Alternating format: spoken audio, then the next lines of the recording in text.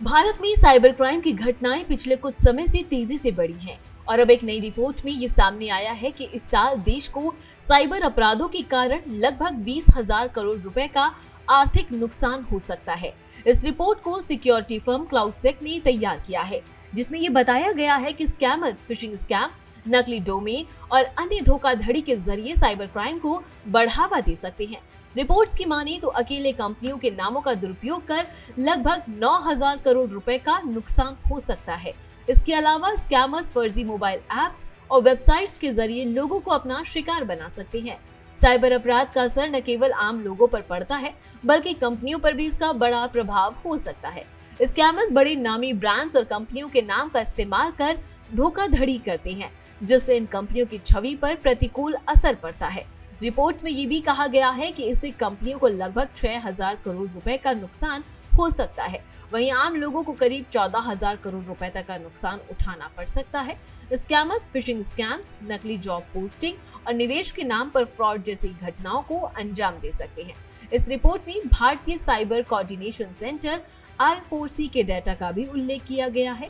I4C के आंकड़ों के अनुसार 2024 के पहले 9 महीने में भारत में साइबर क्राइम के कारण लगभग 11,333 करोड़ रुपए का नुकसान हुआ था। ऐसे में यह अनुमान है कि इस साल साइबर अपराधों की घटनाएं और बढ़ सकती हैं और इस वजह से आर्थिक नुकसान भी बढ़ सकता है। इन बढ़ती साइबर अपराधों के बीच हमें सतर्क रहना बेहद जरूरी है।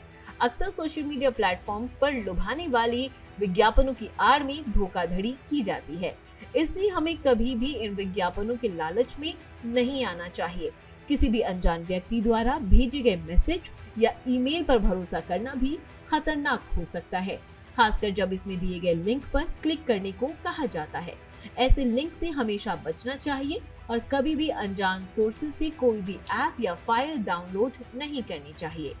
ये भी ध्यान रखना है कि कोई भी अनजान व्यक्ति या संस्था अगर आपसे संवेदनशील जानकारी मांगती है, आपका पर्सनल डाटा मांगती है, तो उसे कभी भी नहीं देना चाहिए।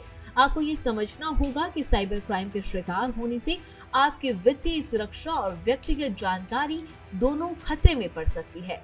अगर आप साइबर क्राइम का शिकार हो सकते हैं, तो तुरंत संबंधित सरकारी एजेंसियों या साइबर क्राइम सेल से संपर्क करें। समय रहते कार्रवाई करने से नुकसान को रोका जा सकता है।